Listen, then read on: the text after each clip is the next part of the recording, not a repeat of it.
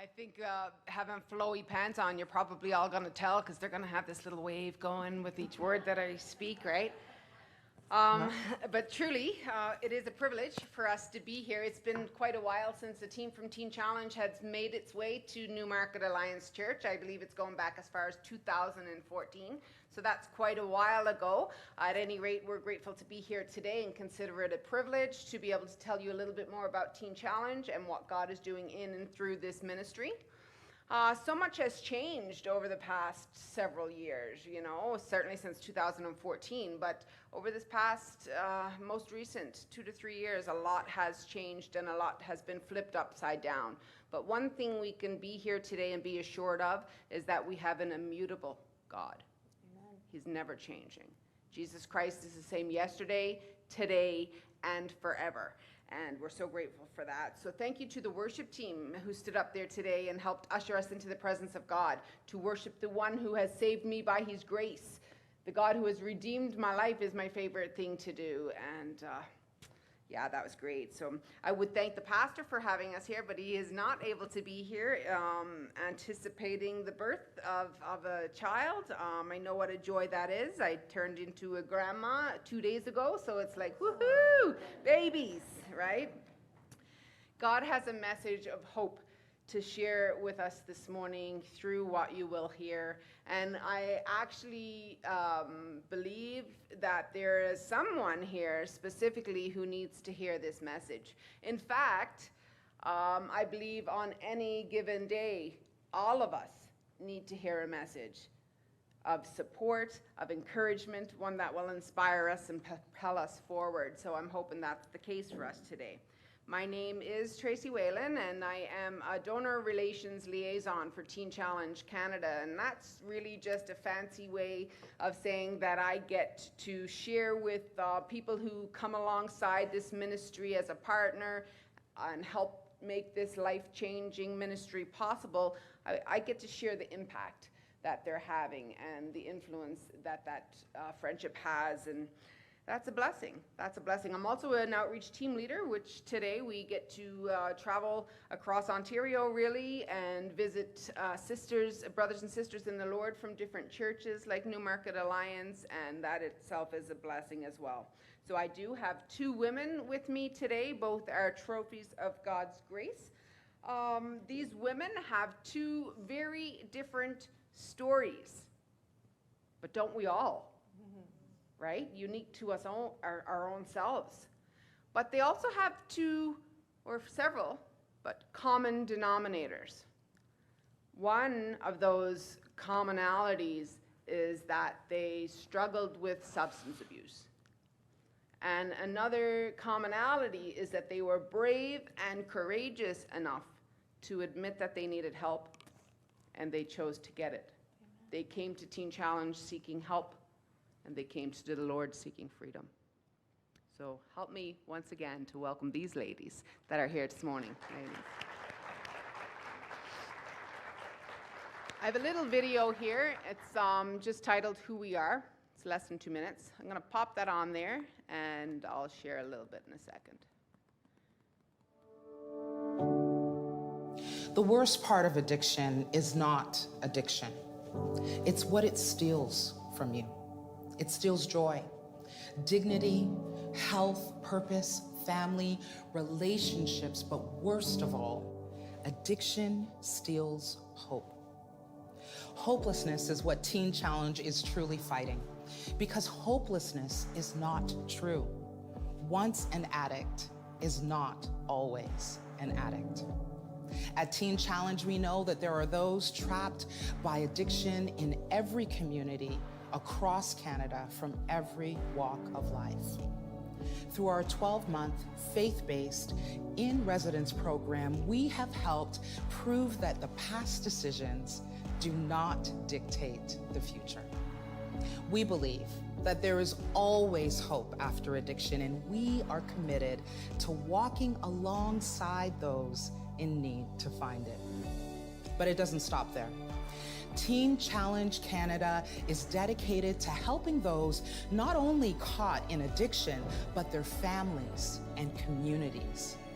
At our 9 centers across Canada, we are dedicated to rebuilding lives by investing in people, one person, one day, one choice at a time.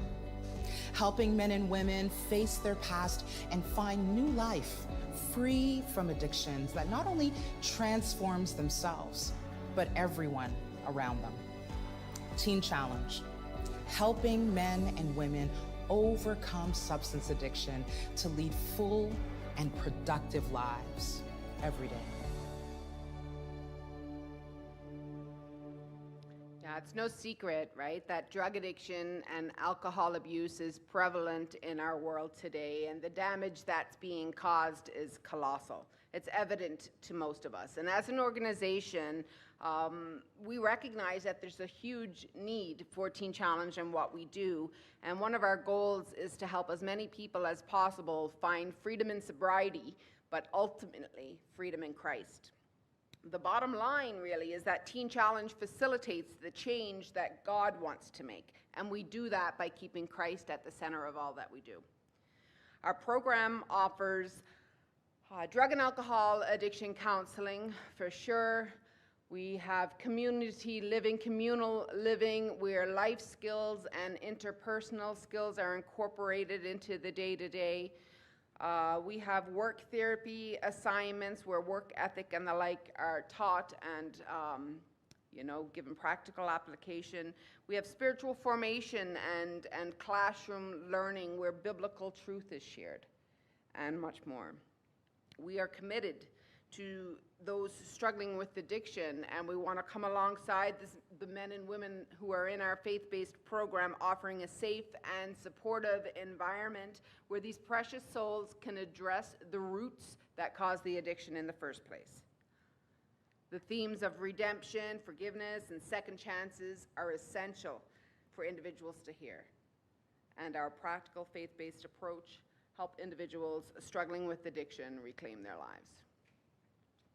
We do believe that God is the catalyst for change. And when a man or a woman yields to an almighty God, change is inevitable. Thank you, Lord. Our program is divided into 3 phases for the core 12 months program.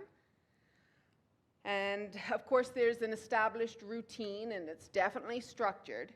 Each individual's program can be tailored and fashioned to meet that individual's specific root needs. We have postgraduate programming as well. That can go anywhere from 6 months to 24 months postgraduate. So that's like 3 years that Teen Challenge is willing to invest in one individual life. That's amazing. Overcoming addictions, habits, trauma, dealing with pain and loss, and all of that is extremely hard work. It takes time. It's a journey. It's difficult, but it is possible. Because with God, all things are possible. Praise you, Lord. The Lord uses every aspect of the Teen Challenge program to help individuals overcome addiction, to lead full and productive lives. And I, like many who have come through the doors of the Teen Challenge Ontario Women's Centre, can attest to that mission being fulfilled. It was October 4th of 2010 when I entered into the Teen Challenge Ontario Women's Centre, and I tell you, when I arrived, I was shattered. I was definitely scared, and I was extremely skeptical. I lived a life of debauchery that was consumed by anger and violence and sexual promiscuity and criminal activity. And I could say that corrupt defined my morality. How do I give you a quick and brief overview, I guess, of how that all came about? I'll give you an introduction, let's say, of the progression. I had my first drink when I was 8 years old. My father was an independent beer distributor, and alcohol was very accessible in my home. There was one day when he and a family friend were cutting down a Christmas tree for the house, and myself and my girlfriend were kind of like, oh, what does that taste like? And I didn't want to get caught, but I wanted to taste that beer, and I did. I opened it, and I drank it really fast so I wouldn't get caught, and I loved it. I didn't get sick. I was 8.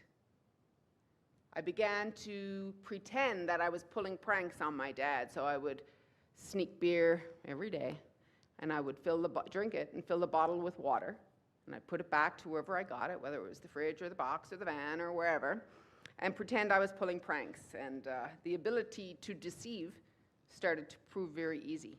But what I was doing, I was hiding my newfound delight. By 11 years old, I was using inhalants. I was carrying around a jar of gasoline with me, just about everywhere I went. By the time I was 12, I was smoking, I was lying, I was using marijuana and hashish, and then I'd become sexually active. Before even entering into my teenage years, I was using magic mushrooms and LSD. I had my first child, a beautiful daughter. I was 15. I had my son when I was 19. I entertained many cycles of abuse over the years and landed in shelters for abused women and their children. Also spent time in hospitals and on psych wards. My drug use escalated over the years. And by the time I had reached my late 20s, I was an IV drug user, and also using any other illegal or prescription or illicit drug that I could get my hands on. I look back now and I reflect upon the woman that I was before I entered into the Teen Challenge program, and I can honestly say to you today that I do not recognize her anymore. Praise God. The ugliness that had formerly been my life no longer exists. Layer by layer, while I was a student in this program, I experienced healing and deliverance. My relationship with the Lord flourished, and that growth continues today. And I say growth because I'll be the first to tell you that I have not arrived. It's a process, right? Just as I think I've got something kicked, the Lord brings something else to the surface, right? And onward and upward we go all the time. Yeah. I've been employed with Teen Challenge now for 12 plus years. I have the opportunity to help raise the funds that make this program possible, and that still blows my mind. More importantly, I have the amazing privilege of getting to know the women that come through our doors and offering encouragement and hope to them that God is no respecter of persons. What he has done for me, he can do for them. He can do for you. The Lord is able to do exceedingly abundantly beyond anything we can think or even imagine. We just need to let him do what he's going to do. Here's another little short video for you. If you or someone you know is struggling with addiction, please be encouraged. Change is possible. Addiction can be overcome. Please play Get Help today. Addiction didn't start the way you thought it would. It started one choice at a time, one day at a time. But those choices quickly built up. Then came the fear, the shame, and the guilt. And by the time you wanted it all to stop, you couldn't. Teen Challenge knows that the choices that became the addiction change an individual inside and out. That's why the road to recovery is so hard. So much so that people on their own don't know where to start or how to get help. The road to recovery starts small. It starts by asking for help. Thousands of individuals and families began their journey to recovery at a Teen Challenge Center.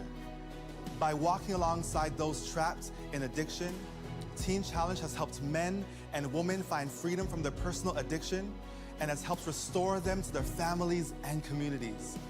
There is help, there is hope, and there is freedom from addiction. Start your road to recovery today.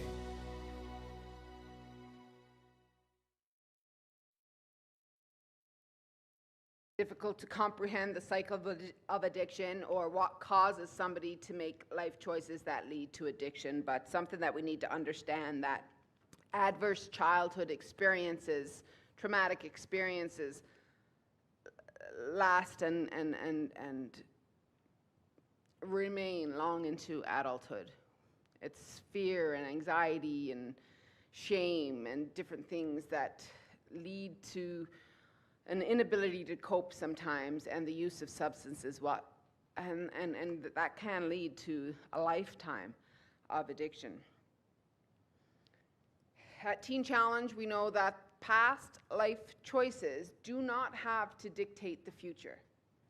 As the men and women in our care learn to face their past and embrace new life, they begin to experience personal change, and that can lead to lifelong freedom and sobriety.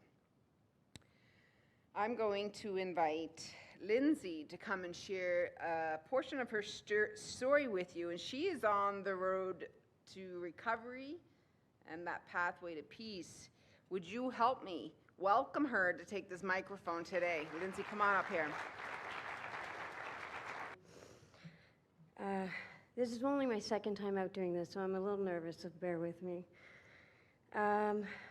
King Solomon once famously wrote, "Fear God and his commandments, for this is the whole duty of man. For God will bring every deed into judgment, including every hidden thing, whether it is good or evil." Such wisdom and understanding are embodied in how I live my life today and every day going forward. However, such was not always the case. Good morning, my name is Lindsay. I grew up in a very loving home with 2 older sisters. At a very young age, I remember attending Sunday school with my sisters until my parents purchased a cottage.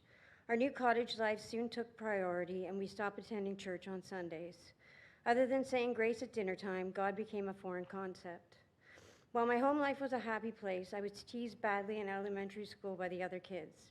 This caused me to have great insecurities that grew steadily throughout my teenage years. It was in high school that I started experimenting with alcohol, which soon became my new best friend. With the alcohol, I was able to mask all of my insecurities and somehow function, or so I thought, as a normal teenager. My drinking carried over into my 20s as I started my university career. The beginning of my university schooling, I worked full-time and went to school full-time, all the while drinking heavily. I managed to convince myself and others that my drinking was normal as I grew farther and farther away from God. I had actually taken the stance of an atheist, believing in the Darwinian theory of evolution over God. Many of my courses aided in this shift, and sadly I believed that there wasn't a God at all. Thankfully, God works in mysterious ways, and the time would come where I would be proven very wrong. Finally finishing university, my party lifestyle went into full swing. At that time, I had no other interest other than getting drunk. This detrimental lifestyle continued for many years. At the age of 30, my best friend staged an intervention, and I found myself in detox for the first time. Once completed, I was sent to live with my parents up north. At that time, I enrolled in college and busied myself with schooling. It was a very lonely and angry time for me as I lived with my parents, went to school, and went to AA meetings daily. Having stayed clean for several years, my parents left me in charge of their home while they went away for March break. The day before they were to return home, I made the very bad decision to buy a bottle of vodka and drink. When my parents came home, they were heartbroken and asked me to leave their home. I went to stay with a girl I had known from AA who was no longer sober. This is where I met my ex-boyfriend and was introduced to crack cocaine. This was an extremely abusive relationship in every way possible, and within a year I had found myself homeless, living in a tent off the 400 highway with my boyfriend for over a year. My drug use escalated again, and as I tried to mask the shame I felt for where I was in life at the age of 36.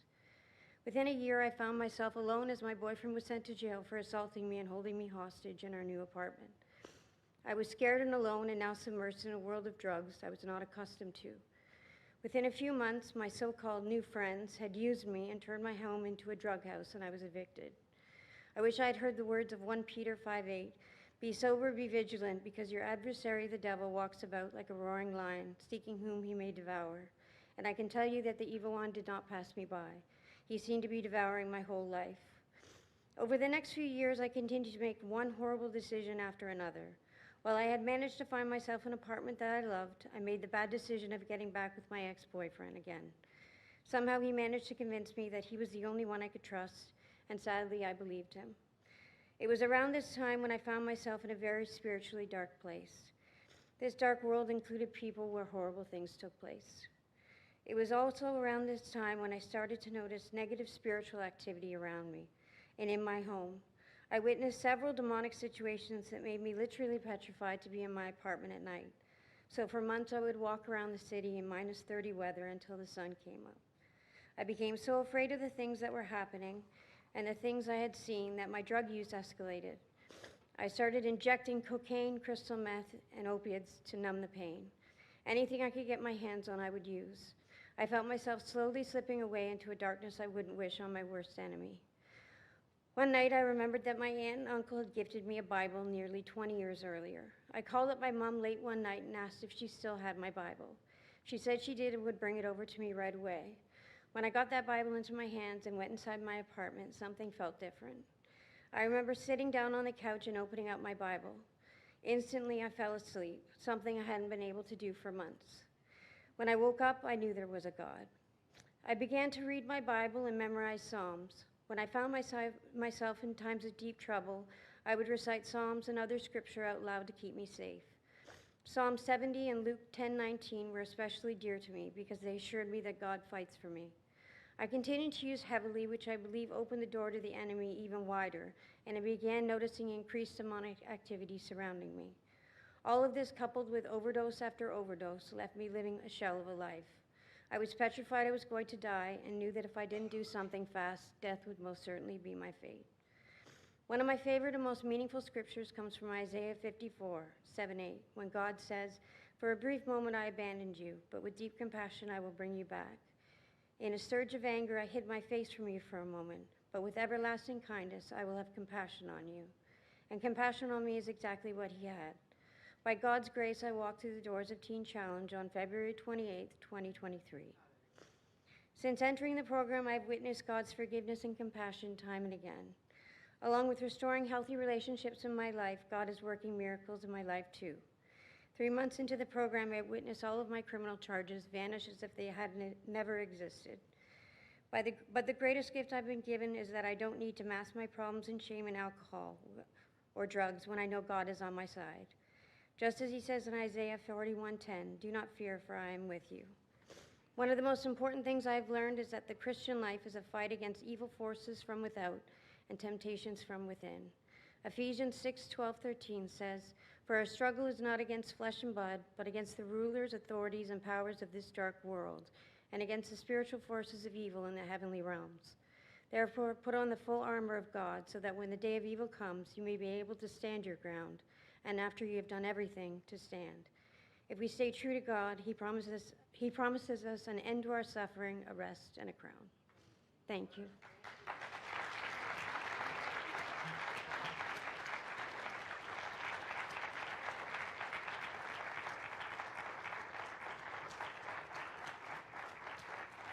That's right.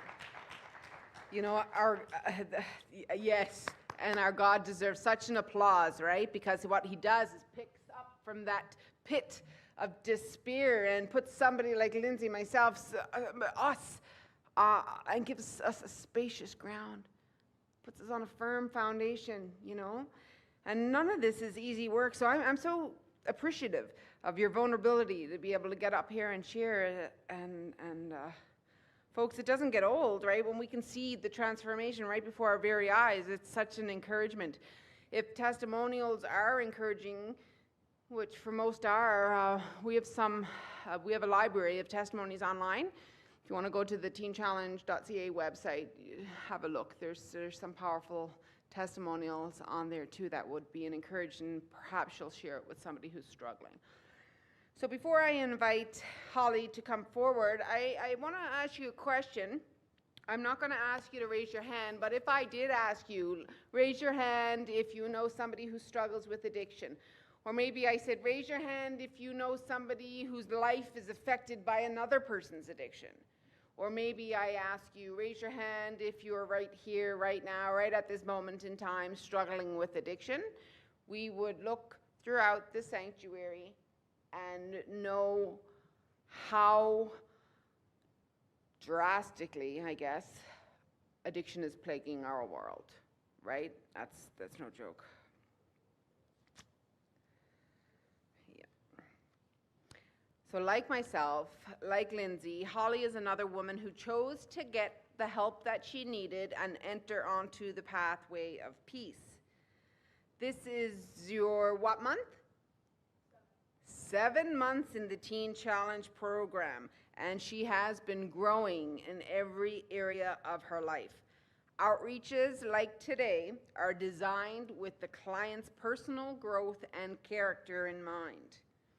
Public speaking and engaging with community is not easy on the best of times for anyone.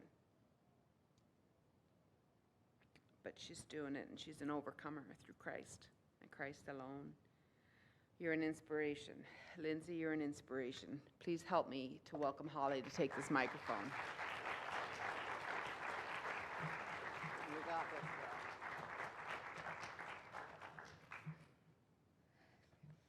Hi, my name is Holly. I'm the third oldest of 6 children. I have 2 siblings on my biological father's side and 3 siblings on my biological mother's side. When I was about 1 month old, I was placed into the foster care system because my birth mother was unable to care for me. My foster parents were unable to have children, so they were really excited when they found out I was coming because they wanted a baby so much. Shortly after I was welcomed into my new home, my biological parents stopped all contact with me. On January 17th, 2002, I was officially adopted into my forever home. As a child, I remember visiting my grandma and playing with my cousins. My older cousins adored me. We would go to my aunt's farm and play with the horses. We would also visit my other grandma and aunt and bake cookies. It was so much fun. When I started kindergarten, my mom would volunteer in the classroom, and this helped me to feel safe. I knew I was loved so much. At an early age, I was diagnosed with dysgraphia, which is a neurological disorder that affects reading and writing. As a result of this diagnosis, I received extra assistance throughout my school years, and I had to switch schools twice to get the care that I required. My high school years were good. I enjoyed art, photography, and English, and I was able to make the honor roll twice for math. Growing up in a small town and being born into a large family of 6, I found myself becoming friends with people who ended up being my biological relatives on more than one occasion. This got me thinking about my biological parents, so I asked my mom about them. When I turned 18, my mom gave me a scrapbook she had kept for me with photos of me with my birth mom and dad. I was also given a letter from my birth mom explaining why she made the decision to give me up. This was quite overwhelming for me, and my desire to meet my biological mother increased. My mom came with me when I met my birth mom and half-sister. I also tried connecting with my biological father, but he told me that he did not want to have anything to do with me. This caused me a great deal of heartache, but I tried to be happy with my newfound relationships that meeting my birth mom has opened. I was now in college, and a friend of mine told me that marijuana could help me with my mental health struggles and anxiety. I decided to give it a try, but it didn't seem to give me the relief I was looking for. Over the next year, I greatly increased my using to try to achieve a feeling of peace and calm that I thought it could give me. After a fall that resulted in a fractured knee, I again increased my marijuana use to try and find relief from the pain I was in. My parents found out about my drug use and had me throw away everything pertaining to my using, which I did, but then I went out and bought it all over again as many times as they found it and had me throw it out. I would again go out and buy it because I just could not give it up. They forbid me to smoke in their home, but I did anyway. This finally led to my parents telling me that I needed help or I would have to leave their home. My parents went to their pastor looking for guidance, and he reached out to try to talk to me, but I refused to meet with him. I was now making some really bad decisions. I was a very angry person, lashing out at the very people who loved me the most and were trying to help me. I finally realized that I needed help because I could not break free from this on my own. My mom helped me apply to Teen Challenge, and I began the intake process. I handed over all my substances and began to wean myself off marijuana, surrendering my will and life to the one who makes things new. I was accepted into the Teen Challenge program and entered the doors December 13th, 2022. I grew up in a Christian home and attended church regularly, but secretly I was living 2 lives because I believed the lie that it was okay to use marijuana. I felt trapped and longed for freedom. Although I miss being at home with my family, I know that this is where I need to be. Since coming into Teen Challenge, I am growing closer to God. My relationship with my parents is becoming healthy and strong again. God has been drawing me closer to Him, and He is speaking to me through His Word. Some days are challenging in the program, but I know that this is where I need to be, and God is changing me from the inside out. I have a desire to work in the kids or youth ministry after the program if the Lord opens that door for me. Bible verse that encourages my heart is Jeremiah 29:11. For I know the plans I have for you, declares the Lord, plans to prosper you and not to harm you, plans to give you hope in the future. Thank you.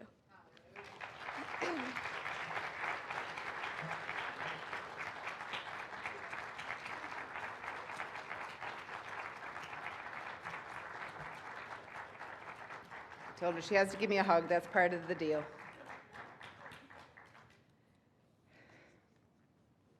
Like I said in the beginning, every one of us has a story, and it's unique to us as individuals. I was 38 years old when I entered into the Teen Challenge program.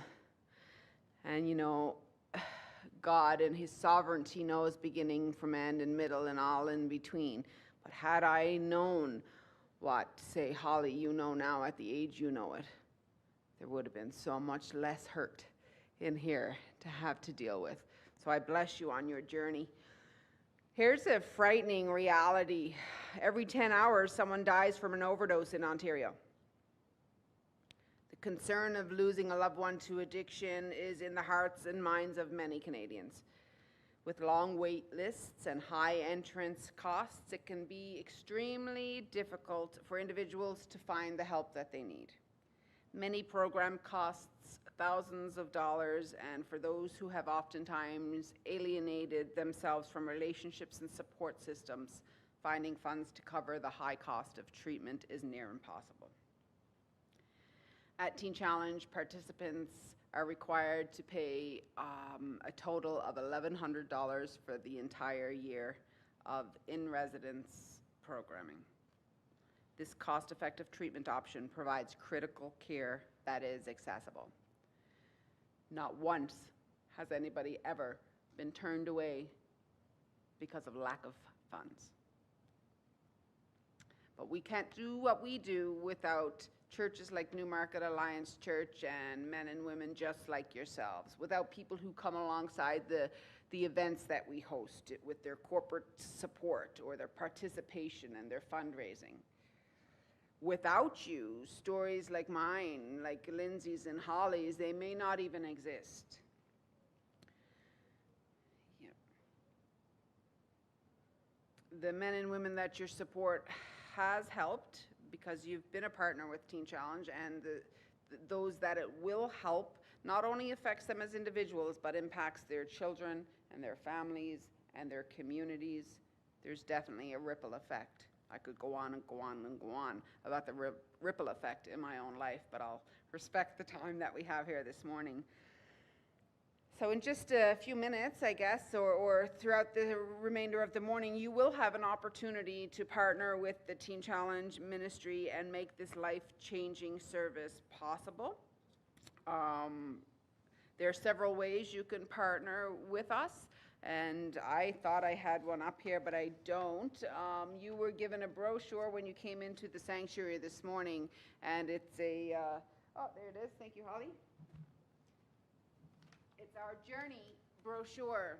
And what's great about this journey is that for any amount, monthly or annually, you can partner with Teen Challenge and be a part of somebody's recovery story, right? I'm not going to play the journey video. We don't need to play that. I'll just speak about it for a minute and close morning service. Lots of time. All right, play the journey video, and then I'll speak more. Lots of time, I was told. I was looking for the cane to haul me off. Yeah, it's all good. We'll play this video, and I'll share. Addiction doesn't just happen. The journey to addiction many times begins with tremendous personal hurt, pain, trauma, and despair. And so finding freedom from addiction doesn't just happen either. The journey to recovery begins with loving individuals, daily walking with men and women, helping them to face their past generational wounds, their inabilities to cope, or lack of personal identity, so they can start the transformation into the person they were intended to be. Now, this journey of recovery would not be possible if it weren't for the incredible faithfulness and generosity from supporters like you. At Teen Challenge, ongoing partnerships are much more than the financial backbone of our ministry. They are a testimony to all those still in addiction, that even in the midst of their brokenness, they can know they are worth investing in. By joining the journey and becoming part of our incredible community of monthly supporters, composed of passionate, generous, driven people like yourself, you are not only helping someone on their personal road to recovery, you are becoming a key part of their victory story. Your financial support shows those in our program that you believe there's still hope. It is not too late for help, and you are willing to invest in them to help them find it. For any reoccurring monthly or annual amount, join the journey. And your support of our 12-month faith-based in-residence program proves to those in our care that past life choices do not have to dictate the future, and that life, purposeful, productive life after addiction, is possible. Support Teen Challenge Canada and join the journey today. Visit teenchallenge.ca. So you would have received a brochure when you came in this morning, and if you have not received one, we do have additional brochures at the table. I would ask that you prayerfully consider becoming a monthly or annual supporter. But you might be here today and choose to give a one-time gift, and if that is you, we appreciate you. Every dollar is significant and has an impact. So we've made it real easy. We've brought a Moneris machine that's at the table. I'm going to take debit, credit when it's not being fussy. We have a QR code here that you can scan for those of you who are in this techno age and used to things like this. This will take you right to our donation page, or you can simply cash or check in our envelopes. And if you want to be receipted, that's totally possible. We just need your address and information to be able to get a receipt to you, right? So I believe that if you're coming to the table, that's great. We can help you there. If you have an envelope or another donation that's going to Teen Challenge, all will go in this box this morning. And I want to thank you in advance for playing a role in the recovery journeys for women like myself and like these trophies of God's grace that you've heard this morning. So thank you so much for letting me share.